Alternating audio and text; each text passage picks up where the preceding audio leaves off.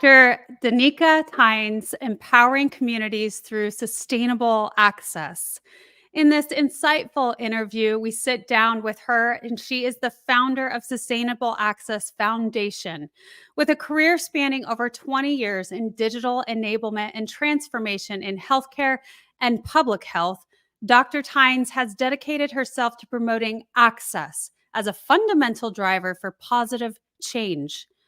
From her early experiences to her current focus on telehealth diffusion and adoption, Dr. Tynes shares her journey of transforming access into empowerment. Join us as we explore how she is helping communities worldwide realize their objectives sustainably and inspiring innovation and agency along the way. Don't miss this opportunity to gain valuable insights into conscious innovation and creating a better future for all. Welcome to the Wellness Driven Life Show, where you're about to go on a wellness driven ride.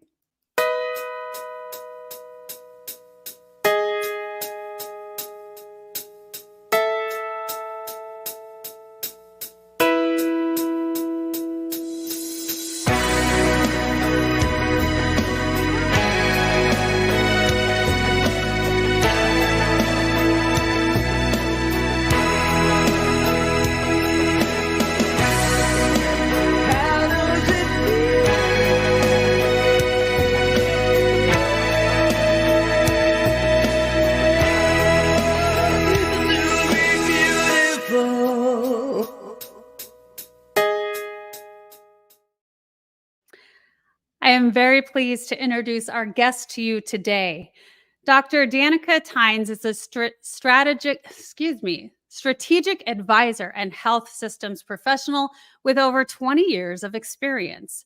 She is dedicated to creating equity and access to healthcare for vulnerable populations. Dr. Tynes has implemented various healthcare solutions and is actively involved in policy and research to close the digital divide. She practices mindfulness and holds advanced degrees in international development and industrial/organizational psychology. Her work is making a lasting impact on improving healthcare for all. This is a very exciting interview. Please help me welcome Dr. Danika. Hi, April. Thanks for having me. Thank you so much for being on the show. And please correct me if I'm wrong. Am I getting your last name right? Yes, Dr. Danika Tynes. You got it. Perfect. I love that. Well, it is truly an honor to have you. Now, we had Derek Kayongo on the show, and he referred you to be on this show. So I am so thrilled. He's been such a blessing in our lives, and we now call friends. So it is truly an honor. Now, can you tell us and the audience just a little bit more about you? I mean, you have this incredible background, this incredible knowledge and wisdom, and all of the things that you've done. Let's get a little more insight on that. Yeah. So when I look back over my journey, there's a common thread, and it's always been about access. It might be my own access, which is oftentimes what triggers our fuels our passion, right? Is Mm. our own pain, right? You've heard pain into purpose, but I understand that my journey has, blossomed, I think, as a result of the access points that I have had. And I can count them, on two hands. And I remember them. They're so poignant. And what I mean by access is like, it's just this door that opens where there is this before this and after this demarcating moment in your life where you know that if this door will just open, then you'll be able to step a little bit more purposefully into your intention. And Mhm. so funny you should mention Derek, because what an extraordinary spirit in this world.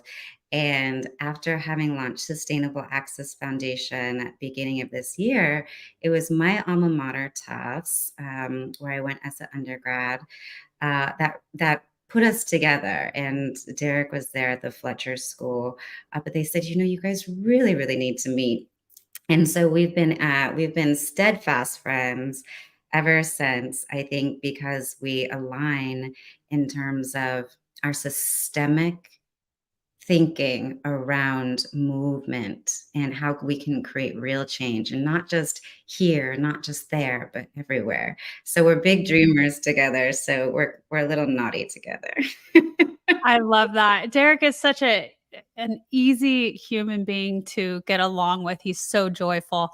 And uh, I remember on the show when he was being interviewed, he mentioned that the change isn't about putting more money into Africa or into the places of the world that we keep pumping money into, but the change starts from within.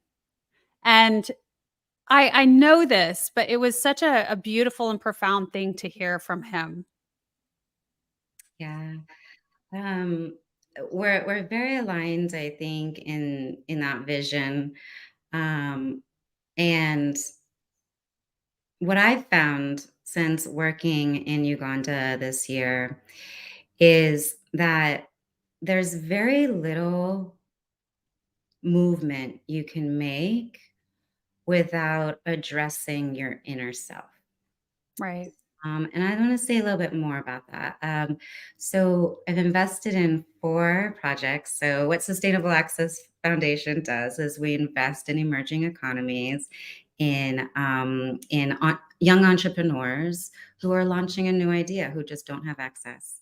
Mm. And that can be any range of things that aligns with some of the sustainable development goals. And in that spirit, we've made so much progress and made so many leaps in such a short period of time, just by coming together as a community, really planning and working together. And at the same time, we come back to that those who are helping in the community, their hearts hurt Mm. because of those that they're helping, right? And so we're starting conversations about refueling as leaders, as change makers in the Mm. world, is how do you refuel? And we're also having conversations about mindfulness before we start any new project, because um, when we're laying the foundation for creating something greater for the community, for ourselves, we want to start off on a good vibration, right? And so that's becoming part of the model, which is that change within, so as without. And so it's actually a new way, with my tech background and my psychology background and being in Silicon Valley, and that sort of corporate thing. It was one of the first things I noticed, which was really striking, is just how moving forward projects in emerging economies, working with young entrepreneurs who were like ready for their access, who have all the tools and capability, but also need that, like, inner wisdom and inner connect Mm. to take them through their challenges. Yeah. Tanika, that is so vital, I believe. And so thank you so much for paying attention to that, knowing about that. You're a very well-rounded person, well-educated. And so understanding that that is the best way to move forward with that beginning on being really well grounded, because when we start going into things and that are very difficult, we are emotional beings, and it's not easy. It's easy to either fall into that or to be just kind of fall apart because you're surrounded by that. And so being able to really doing like a daily practice, and it would absolutely have to be daily if not more, to try to get to that mindfulness aspect or go into a meditation to bring yourself back to where you need to be. Yeah, a model that I really honor tremendously, and I intend to make a visit soon to Rwanda to learn more about this. But post genocide, the amount of healing that took place was truly substantial, and the psychologists that were sent in to help were swiftly sent out of the country. when the question came, why? The answer was, that's not how we heal. We heal through our bodies. We heal together. We're not one-on-one kind of psychology kind of folks. It's getting into the body. It's singing. It's dancing. It's crying. It's shouting. It's communing, and I think meditation and being in silence is one tool. It's a tool I use all of the time. However, I also honor that when we're talking about trauma, meditation can be a very masculine thing. And masculine, not as in gendered, but masculine energy. And so sitting in silence and transcending and not feeling, that's a masculine thing. And I think we're all waking up to meditation, or more and more we are. But I do want to give people permission to who think, oh, meditation isn't for me. There's other ways to meditate. And one of those is music, through body, through connecting. And it also allows to like get things out of your body. Mhm. And so when we're working together in community, we get to dance. And so I really love that contrast. And it's very healing, and and it can be very soothing. But I think, yeah, coming from all different perspectives and making it part of your life, not a practice that's separate from your day. That's almost a little, um, gosh, it's almost a little bountiful, it's like, Mhm. when you're working with community every day, you don't have time to necessarily sit 20 minutes, but how can you incorporate it into your day so you're still whole? And so we're working through more programs like that now. Mhm. I would love to know. And by the way, you're speaking my love language. I think we should all dance.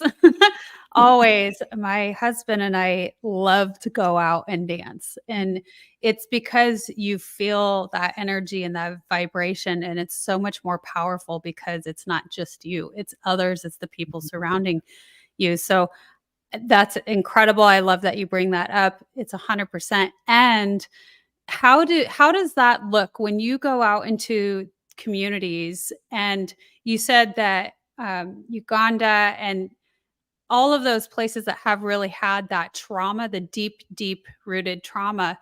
What is it like? How have they come out of that? What does the daily look like to be able to heal through movement together? Yeah, so, I think probably the most known,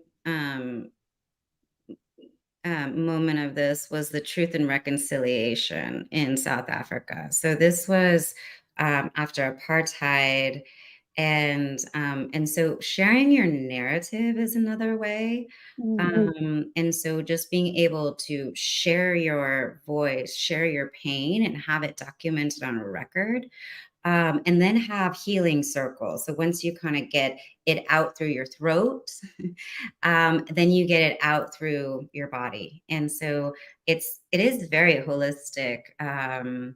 And one of the ways that I've found, um, raises the vibration, because if you can walk into some villages and you can feel that the vibration is very heavy, because it's a subsistence culture, just Mhm. survival, very Yeah. very poor. um, and then you introduce a friend of mine like Babaluku to just come in with, some music and start a hip hop circle. And the next thing you know, that whole vibration raises. And then we can have a conversation. And so that's one of the projects I'm funding. So Babaluku is spearheading the development of an eco village, and one of his first things he's going to build is a community gathering location on the Nile. And what the village will do is go there and they're going to plan for their future, and they're going to dance and they're going to tell stories. And so one of the greatest values, that I heard asks in terms of access, was interestingly space. Dr. Danika, what do you need? What we need rather is, we need access to space. And, Mm, I'd go, "Tell me more about this space thing. What is the space thing?" "Well, we need to be able to gather. We need to be able to do quality control. We need to be able to expand this particular side of our business." And so we really, really take for granted space. I've never thought of space being such a huge commodity, but the next step up is just from nothing is give me a little bit of space and I'll show you what I can do with it, you know? mm. Yeah. That's very, very that makes sense, and I agree with you. I wouldn't have thought about that either as one of the number one, things that people would request as far as what they would need access to, and I have to say, Danica, I love your choice of wording "with access." When I first was looking at that, I was trying to figure out in my mind, what does she mean by access? And now you have described that really it's just when we have these big dreams, we need access to certain things in order to make them a reality. And so that's an incredible thing. So, access to space. So we can really perform the things and do the things that we envision. Mhm. Do you know any of your access points? Do you remember some of them? No, no. I mean, I would have to sit down and write that down, I think, Mhm. and really ponder on it. You know, I had to sit down and ponder on it too, going back over my career and actually coming up with what is the thing that drives me? What is the thing that has been driving my choice of where I've gone in life? And while you're in it, you don't always know, right? You're just rolling with it. And so I certainly my career was partly it wasn't intentional in my head in my consciousness. It was very much a subconscious vibration. I was being called towards Mm. certain things. And when I went back to reflect on it, I agree with you, though, that when I went back and said, huh, what are my access points? I remember this so vividly now. The first was um, we were homeless at one point in my youth in Lake Tahoe, and we were living in a tent. And That's a pretty nice place to be homeless, I just gotta say. yeah, we were on the and now actually it's a thing. It's actually, it's a preference to just live in a tent and Funny, isn't that?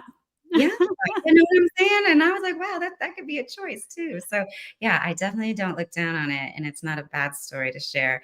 But we were living in a tent. And then my mother comes one day with a camper. And I was like, where did you get this camper? I thought that we had just become millionaires, you know? And so being able to sleep in a bed versus being, sleeping on the ground, Mm, never forget how I felt about that person who made that happen for us. And then it ignited this thing in me to want to just be deserving, right? And want to have a bed to sleep in forever, right? So before it was we were not upset about it. We were not unhappy. We loved camping, but then when there's this thing that's more comfortable comes along, we were like, wow, there's really good people out there and they don't even know us. We just got here. Another one was a full ride to Tufts. And incredible. I just and like I said today, I was introduced to Derek Kyungo through Tufts, and what a great friend to have. And the many, many relationships that I have from Tufts that continue to keep giving with love and support to this day. I was just there for my 25 year anniversary, and it was really striking to go back and see what and remember being there as a young person, feeling like I had arrived, that someone could see something in me, that they would dare to give me this expensive education. And now I'm back, giving a talk about entrepreneurship 25 years later, and also providing a endowment to the school. I never thought that, the poor girl would be that person I wanted to be, but those access points that availed themselves is what I look back. Or I was made a manager for an organization at 24 years old. I was managing over 100 people at the CDC as a subcontractor. And it's those types of doors that open that expose you to so much thereafter. And I'll say this though, about access, that it's not just as easy as getting someone to open a door for you. There's steps to access, and that's what I learned this year. Um, number one is that you have to have access to a dream first. There are so many people who don't know how to dream. Mm, The second thing is that you have to know what your value is so that you know what to reach for. I had a mother who told me that I had value. And do you know how many people that don't have someone to tell them that? mm, And so they don't even know to dream about something that will give them value or about their value. The other thing that we need to get ready is we need to be able to prime ourselves for our access. You have to be ready for access.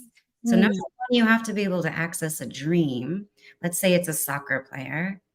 Maybe you're a soccer player here in the United States.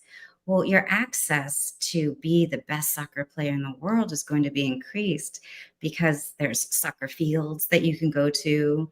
There's soccer teams that you can practice with. There's special cleats that make you run faster, right? If you could afford mhm, that. And but imagine if your gift was soccer and you didn't have access to any of that. So what do you do? Well, like many people who come out of, those circumstances, you practice. You get ready for your access. You get laser focused on what it is that you want.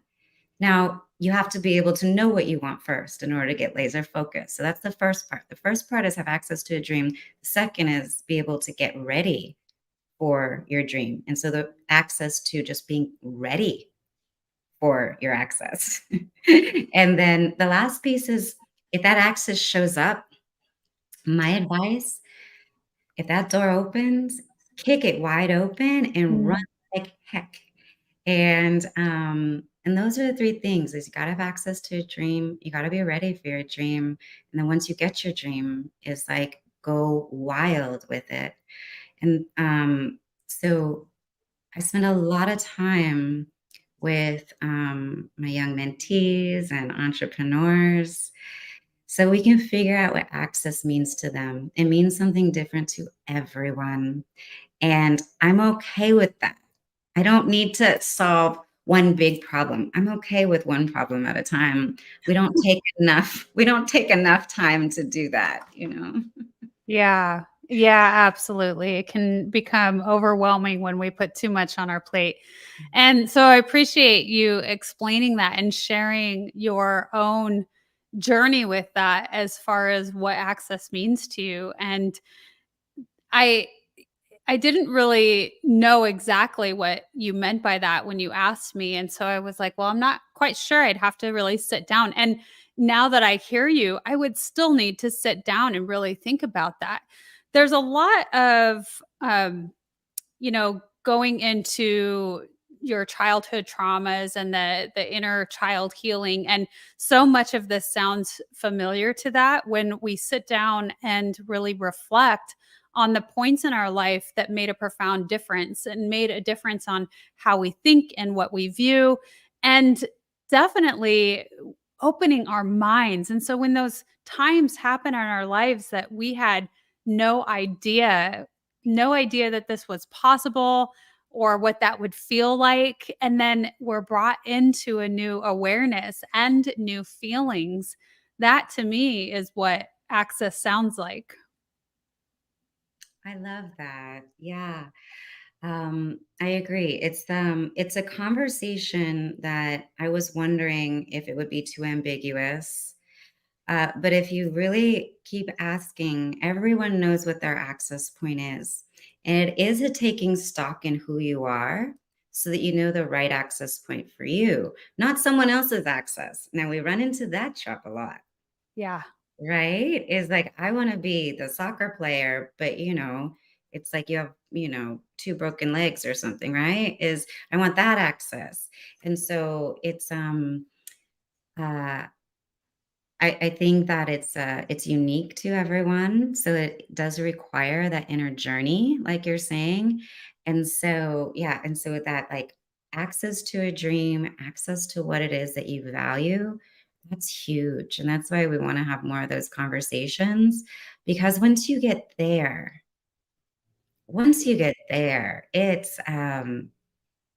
then you can get clear on what you're asking of the world, right? So you can't sell anything unless you know what you're asking people to buy. Similarly, it's like you have to know what you're asking for in order to receive that. Yeah. And so more of those conversations I think are so important. It's so important to pay attention to, because let's just say each of us figured out our access point. I'm just making it up. Um, Yeah. Yeah, let's go there. let's just say each of us figured out our access point. Each of us are pursuing our complementary truth because we're all different. Um, does that mean then we're shaping the world that we want to see it? Yeah. Is Yeah, if we have understanding of it, like you said, Mhm. you have to be clear on what that is, and I think just like, for instance, when we start understanding our values and when we start writing down our top 5 values and we have a clear understanding of that, who we innately are and how we show up, but having that clarity really, it just starts propelling. I think the doors do start opening. And I love your concept of, kick that door open, grab it and run with it as far as you can go. Don't stop. Yeah. Because so many of us hold ourselves back because it's all that mental aspect where we hold ourselves back. And yeah, I really like that.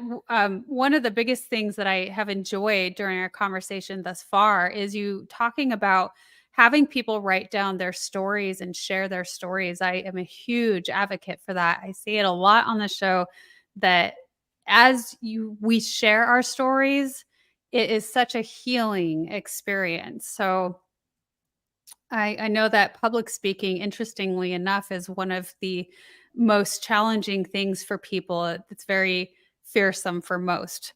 And at the same time, what a healing experience that is to really get that out through that throat chakra. Indeed. Um, so much trauma can be tied to the throat, right? Yeah. It's when your voice is threatened, right? It's Yeah. like you don't have a voice.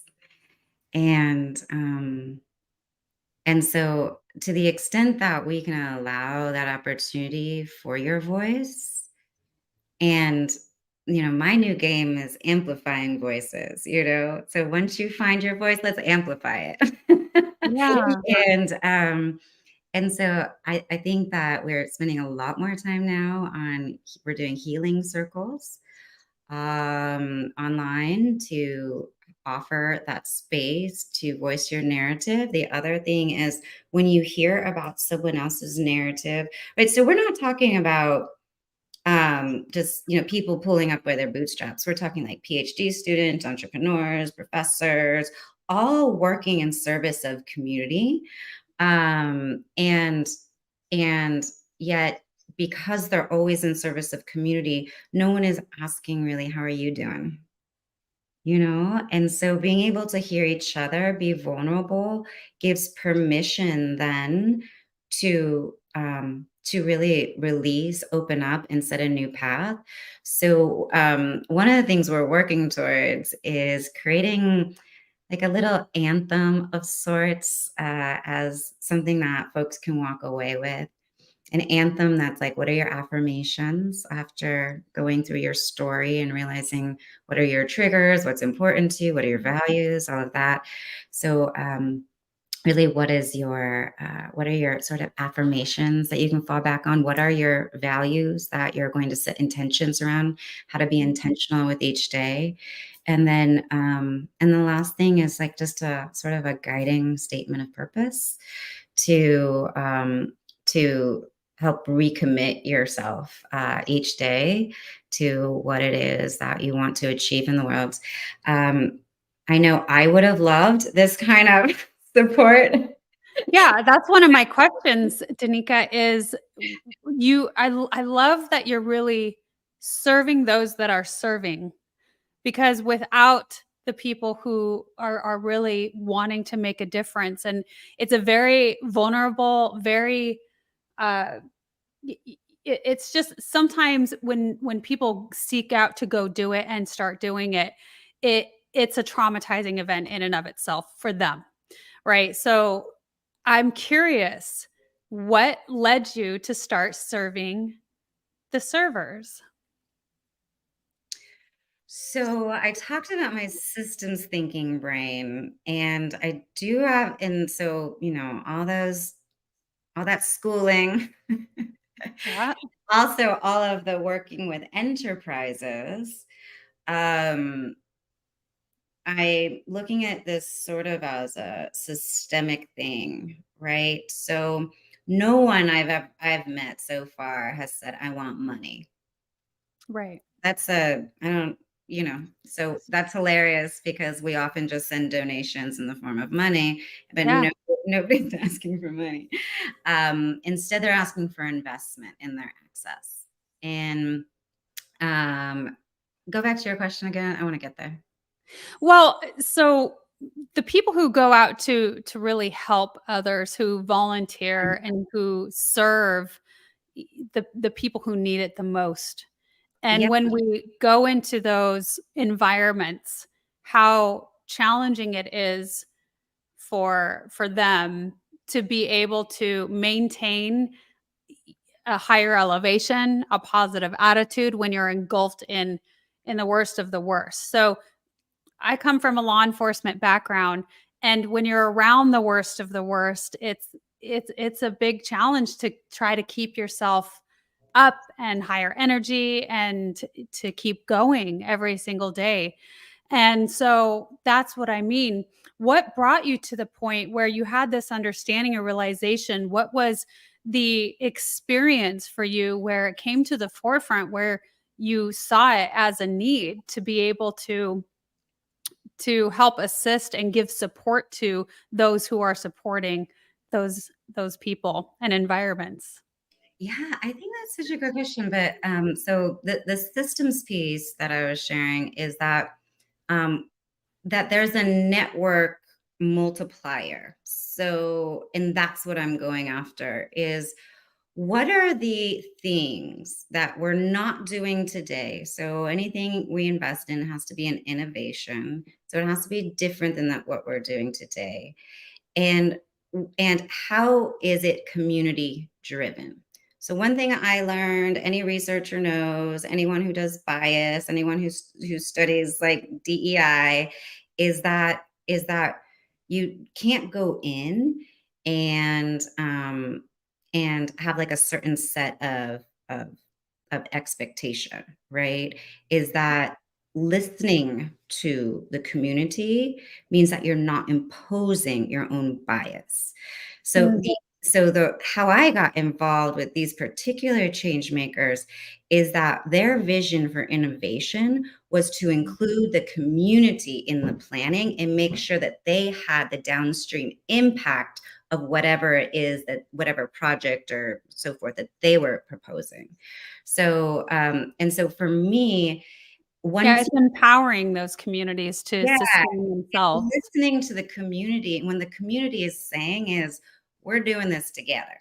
Yeah. And, you know, and so you hear this conversation all the time, public-private partnerships and, this type of thing. In real life and in real time, I am learning the strength and the power of partnership. So Yeah. I'm not investing in the full scale of someone's business until they become, self-sufficient and so forth. But I am partnering the whole way. So with community-based organizations who I'm working with to come up with mindfulness programs, and also doing digital literacy, financial literacy, project management.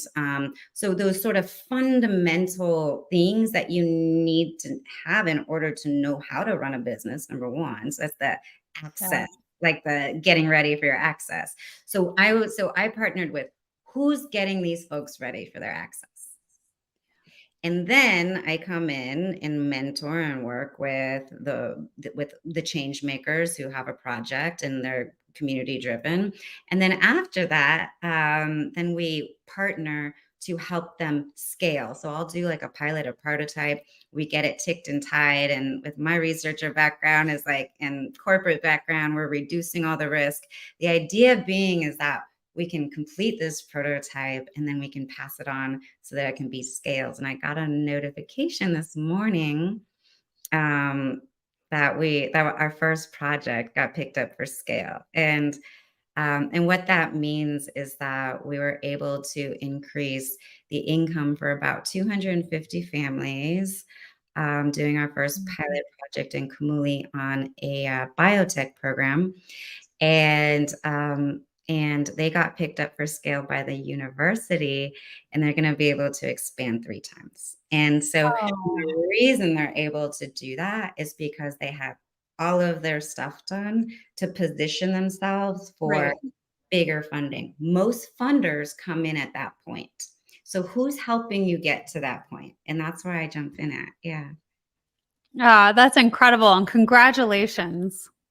Thank you so thank you so much. I don't know if it was congratulations for me, but when I got that message this morning, it wasn't pride, it was just joy for that community. Do you know? Yeah, I'm yeah, so happy for them.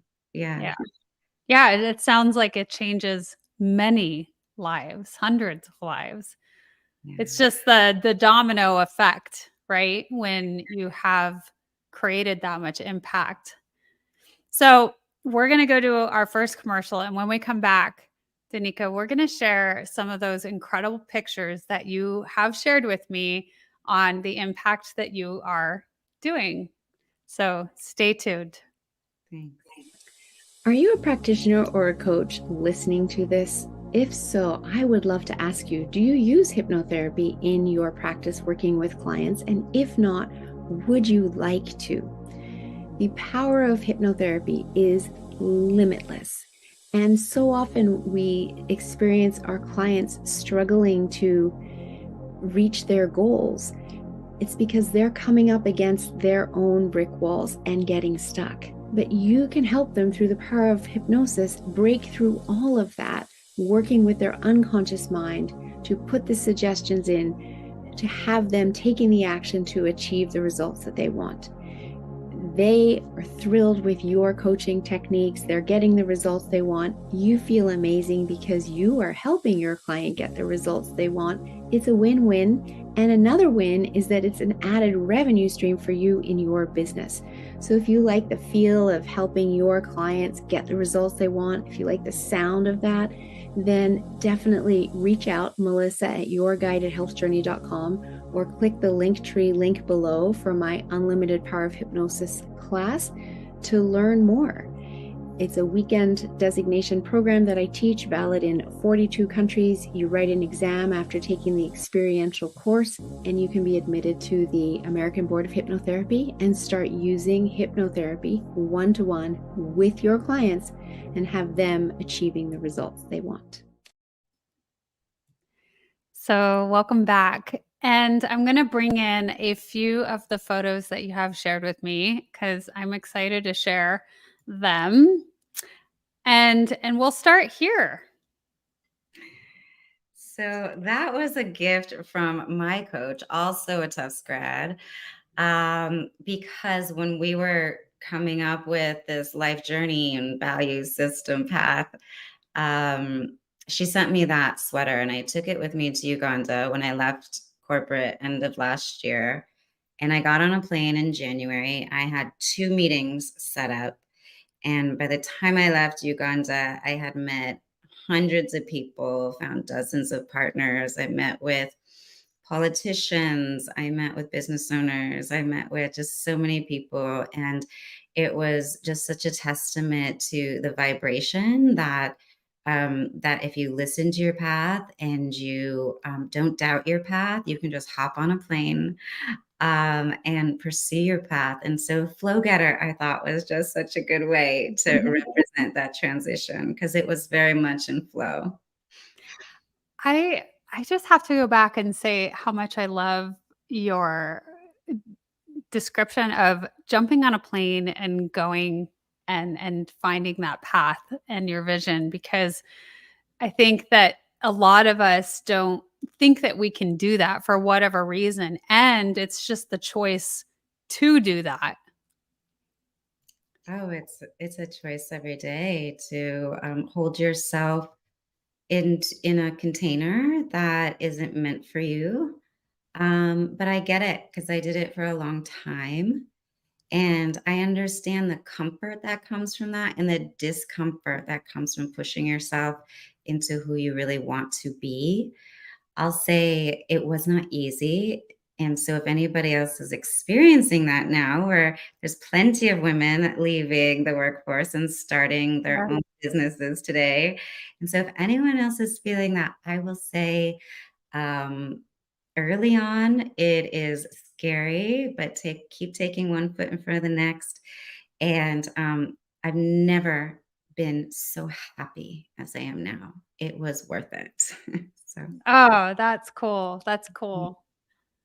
So tell us about this photo. Now, the photos are not probably not going to be necessarily in any order or the order that they maybe should be, but we'd love for you to share what they mean to you. So this is on the edge of the Nile in Chirindi. And, on the sides of this, you have all this farmland over here, all this farmland. So like the parents are all working, right? And these boys are serenely, you can't hear anything. So everybody's in their flow of life. And all you can hear is just sort of like the wash of these boys kind of playing with their bucket and so forth. But it was the most serene, most beautiful, and it felt like real living. It was so just natural and Mhm. quiet and in harmony. And so, yeah, I think I even have that on my phone because it always makes me feel so still. That is a beautiful picture. And yeah, it's going back to basics, right? When we have the contrast of living in the fast paced city life, it is definitely something to notate when you come again into contact with that and knowing that contrast and how different it is to show up like that and to live in that way. Yeah. Now, this was one of my first meetings in Uganda, and I loved the quote: "There is no tool for development more effective than the empowerment of women." And it was actually a young man who was sitting there with me. And that's Dennis, and he's one of our change makers. We invested in an agro processing facility for him in his community. But he's an advocate for women. He's an advocate for young girls. And in his business plan, he intends to reduce the number of young women who are prematurely having children or too early having children, uh, Mm. as well as increase the education opportunities and the employment opportunities. So with his plan and his project, he plans to employ over 200 people. Mhm. Wow, I love that. So, Danika, this brings a question to me that I'm curious. So, when we see these people that have these passion projects and they have these visions, it makes me wonder what was their past like. So that brings up their access points, possibly, right? So, did this person have a very young mother, and how did that affect him? And it just makes me think of that. Yeah, he definitely did. Dennis has a beautiful story, and also he'll come to tears when he tells it. It's not easy. It's like you don't have enough money to go to school. You have to figure it out yourself. You do odd jobs, what you can.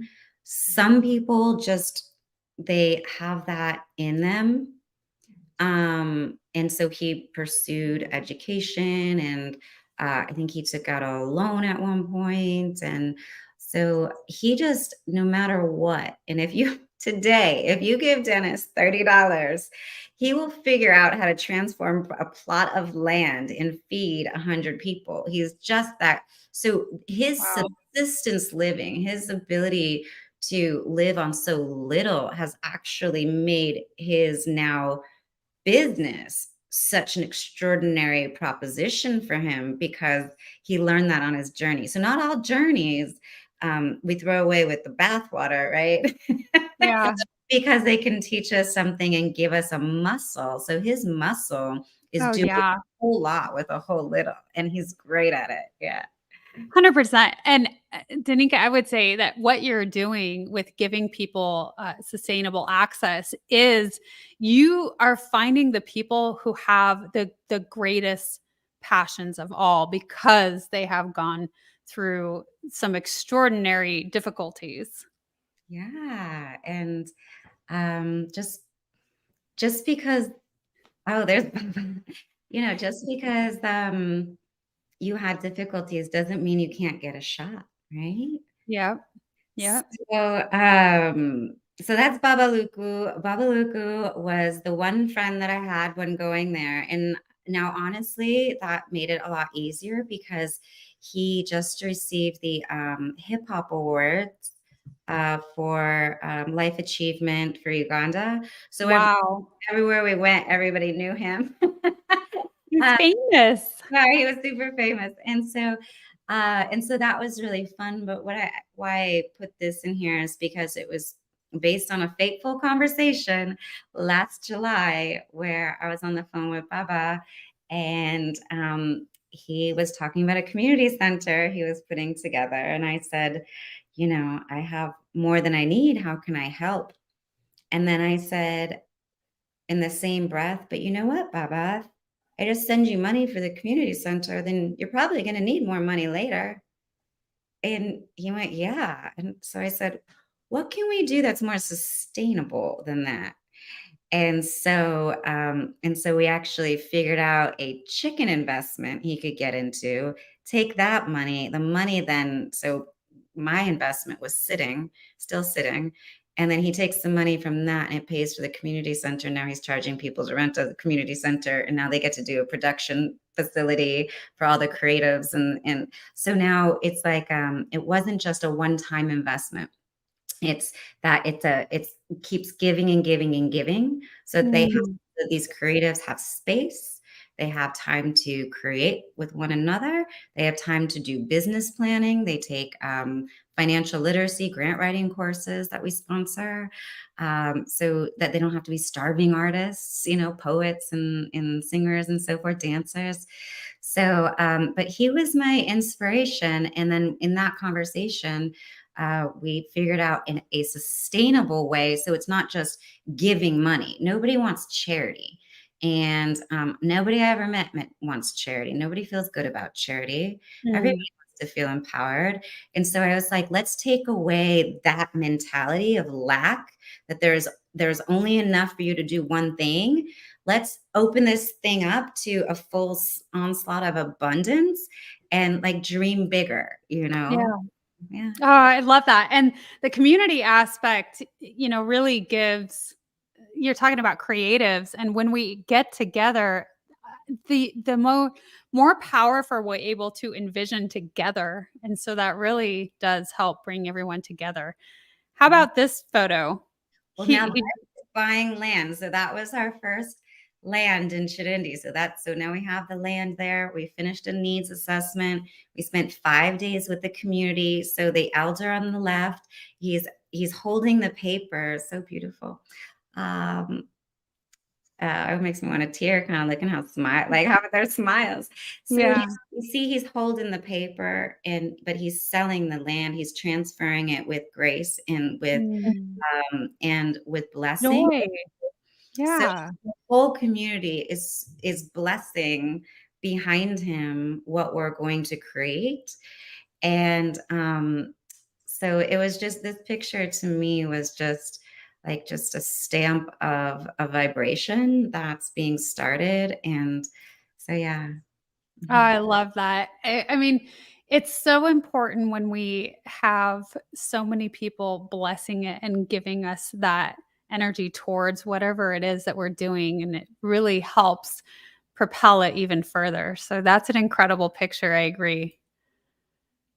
Who's Yeah. this guy? Let My little girl me get Coco. this off so you can see his face. Yeah, so that's Coco. So she's my bestie. I got her during COVID. And if anybody in the audience knows what she is, I rescued her from a a puppy mill, and they said she's a Labradoodle, but I don't know. Mhm. I might have to get a DNA test. Anyway, she's my best. She's beautiful. You know, we animals, I mean, I would say they do get credit, but at the same time, maybe they don't. So, you know, they are in tune with us on a totally different level, and they are our support in so many aspects as we're on this journey of life. Indeed. This young woman I met at she was at an orphanage, and she grew up there. It's a music and arts orphanage. And I wanted to put this photo out there because one of with the executive director of the school shared with me, she said, you know, you see these commercials on television with these sad children, and they have flies in their face, and, you know, they have, malaria, right? Right. And she said, our children are not like that. Our children are happy. They're Mm. thriving. They go out and they conquer the world because they're able to find themselves and find their love here.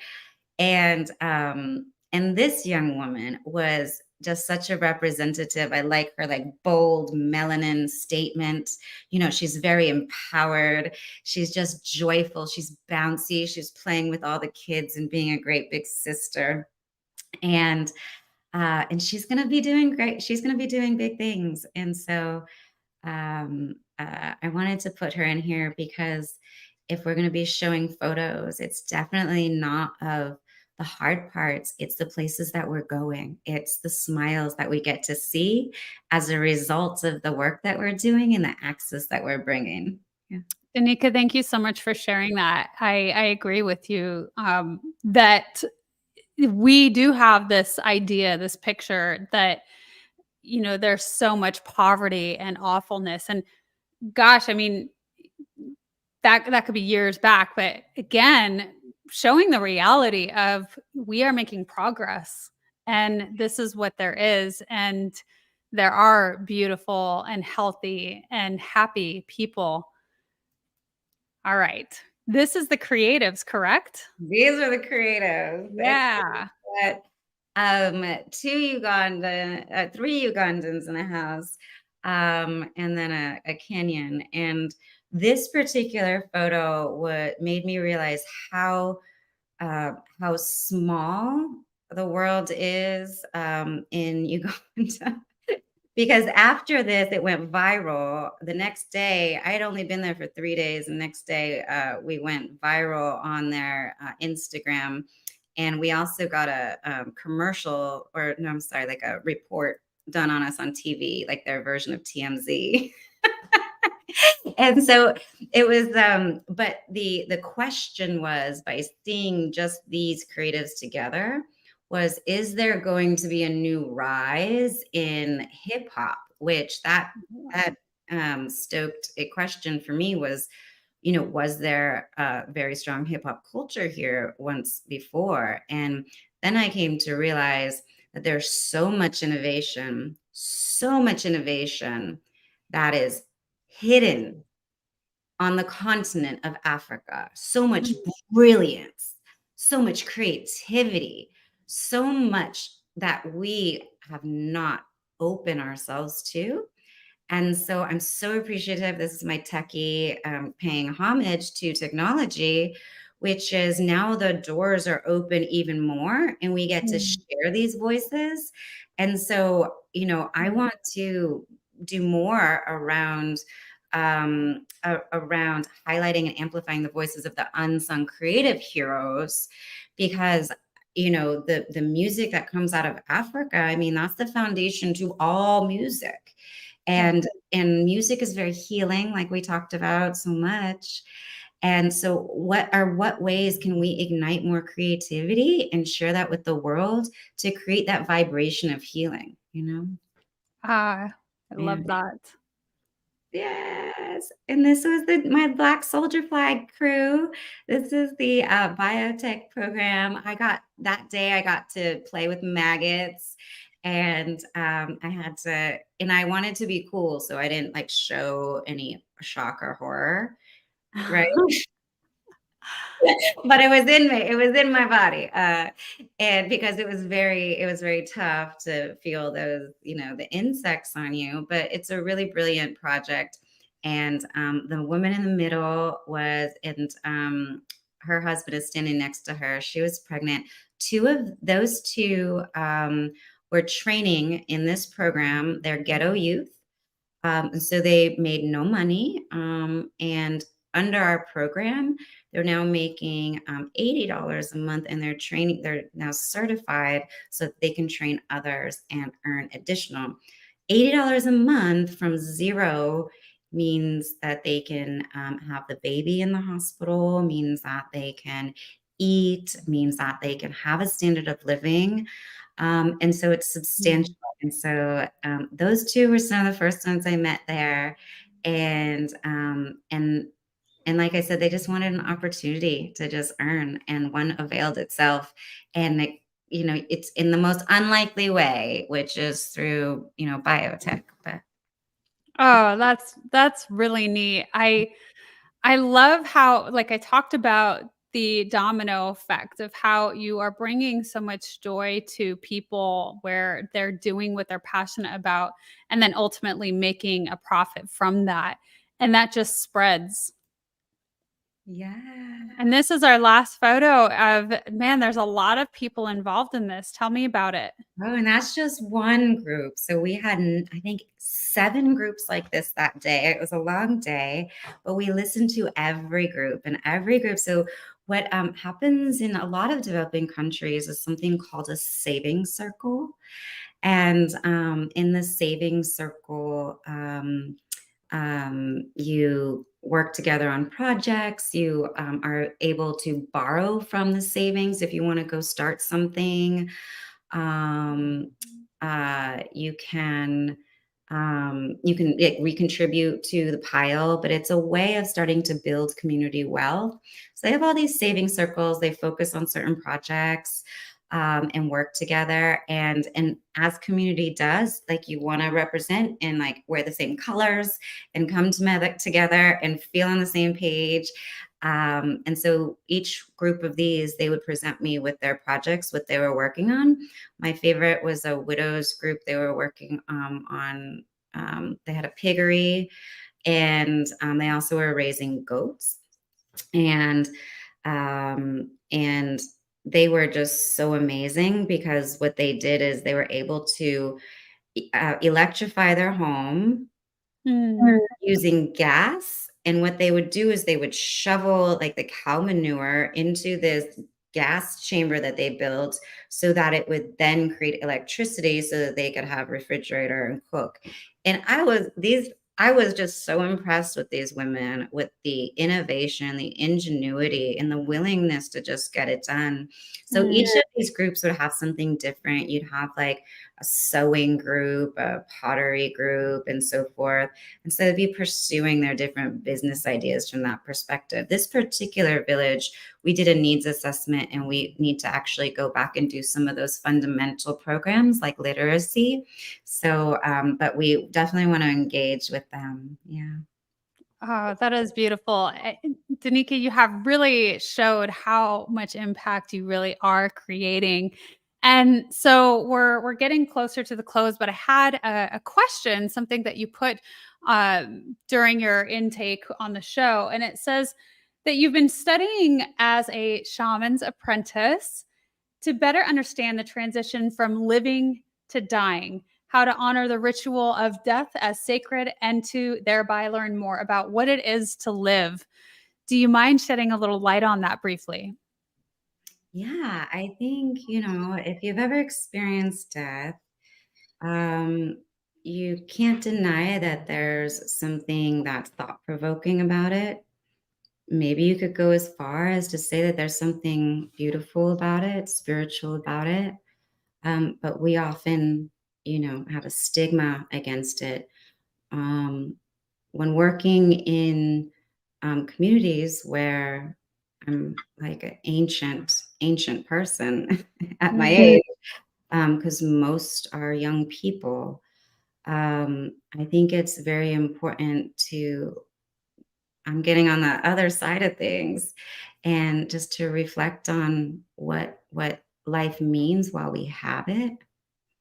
yeah. And there's something really profound about working with the dying, is that they have quite a perspective on life. I Mm, myself, my mother died of pancreatic cancer. I actually had that within a 1 year period. I had about 7 deaths, and two of my grandparents, and wow.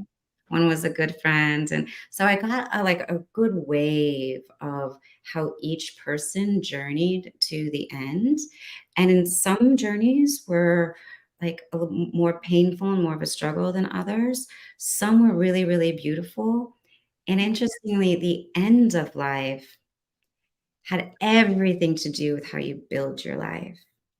And so, what I tell my mentees, what I tell my change makers, what I tell my students, and I'll tell everyone in the world right now is like every day you have a chance to write your story. What story are you telling? Mm, Don't know. Think about yourself at the end of your life. What story do you want to be able to say at that time? And whatever you're doing that doesn't align with that, stop. Because you're purposely putting yourself on the path of lack of satisfaction in this lifetime. It's really, really, really, really short. So, my friend who just passed away this year, she told me, Danika, if you're putting anything off, do it now, or else I'm going to come back and haunt you. And and her point to that was to say that life is short, and so, but she chose to go out with a bang. Everyone chooses how they're writing their story, and like, why wouldn't we choose the best story for ourselves? It's available to all of us. And so I guess I would suggest that everybody figure out what is your access? What is your access? Because then you can kind of figure out what story you're going to tell. mm. Danica, you have really given so much insight and for the audience to really reflect on some things, beginning with the end in mind, right? And knowing exactly what that's going to look like through your access points.